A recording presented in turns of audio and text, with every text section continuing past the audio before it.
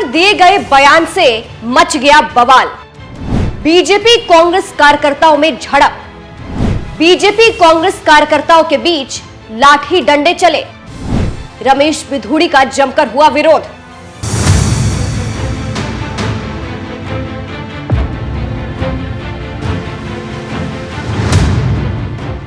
नमस्कार, मैं हूं आपके साथ सृष्टि श्रीवास्तव। कांग्रेस सांसद प्रियंका गांधी ने इन दिनों बीजेपी की मुश्किलें बढ़ा रखी है, लेकिन इस बार बीजेपी ने खुद अपनी मुसीबत को न्योता दिया है। प्रियंका गांधी पर विवादित बयान देकर बीजेपी नेता रमेश बिधूड़ी ने खुद ही बीजेपी को फंसा दिया है और अब तो इस मामले को लेकर कांग्रेस और बीजेपी के कार्यकर्ता आपस में भिड़ गए हैं, यहां तक कि लाठी डंडे तक चले हैं। चलिए आपको भी बताते हैं पूरी खबर के बारे में। दरअसल बीजेपी नेता रमेश बिधूड़ी ने कांग्रेस सांसद प्रियंका गांधी पर विवादित बयान दे दिया था, जिसके बाद से बवाल मच गया। लोगों ने जमकर बिधूड़ी को ट्रोल किया, बीजेपी की भी खूब किरकिरी हुई और अब तो मामला और आगे बढ़ गया है। बीजेपी कांग्रेस कार्यकर्ताओं के बीच हुई झड़प।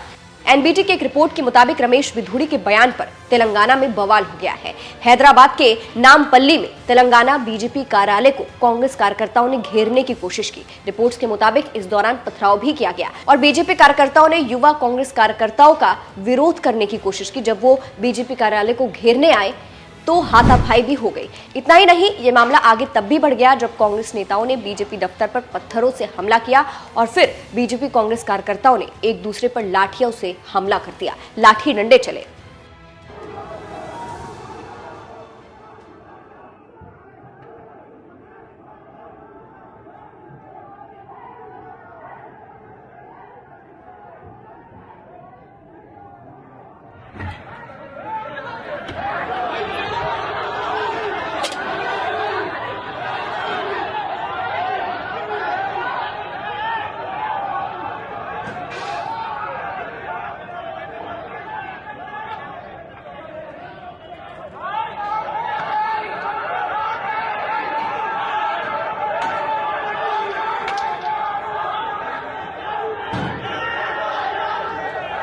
इसके बाद इसकी सूचना पुलिस को दी गई और पुलिस ने यहां पहुंचकर स्थिति को नियंत्रित किया और कार्यकर्ताओं को वहां से खदेड़ दिया।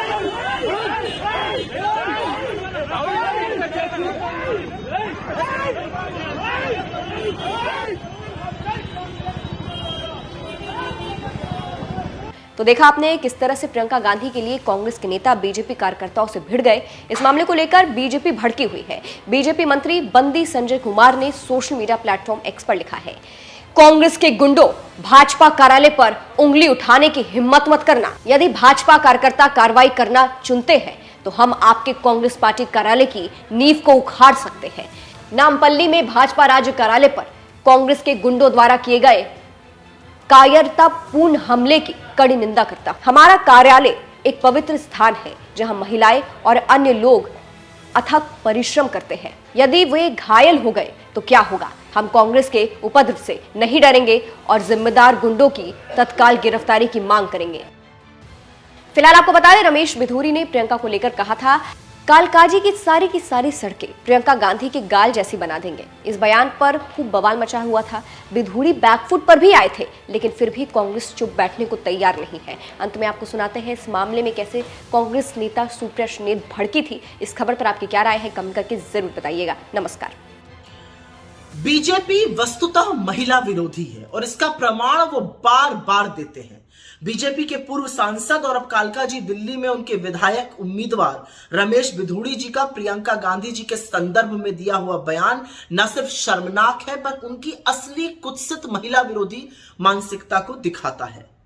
जिस आदमी ने सदन में खड़े होकर अपने साथी सांसद को गंदी गंदी गालियां दी हो और उसकी कोई सजा, उसका कोई खामियाजा ना भुगता हो, उससे क्या ही उम्मीद की जा सकती है। लेकिन क्या इस घटिया भाषा, इस घटिया बयान के लिए बीजेपी की महिला नेत्रियां, महिला बाल विकास मंत्री, बीजेपी के अध्यक्ष जेपी नड्डा और खुद प्रधानमंत्री जी कुछ बोलेंगे?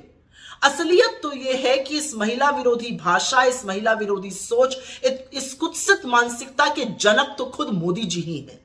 जब वो चुनावी सभाओं में मंच से मुजरा, मंगलसूत्र, बेटियों को कोई छीन कर ले जाएगा जैसे शब्द बोलते हैं, तो उनके नीचे वाले उन्हीं का अनुसरण करते हैं, वो और क्या बोलेंगे।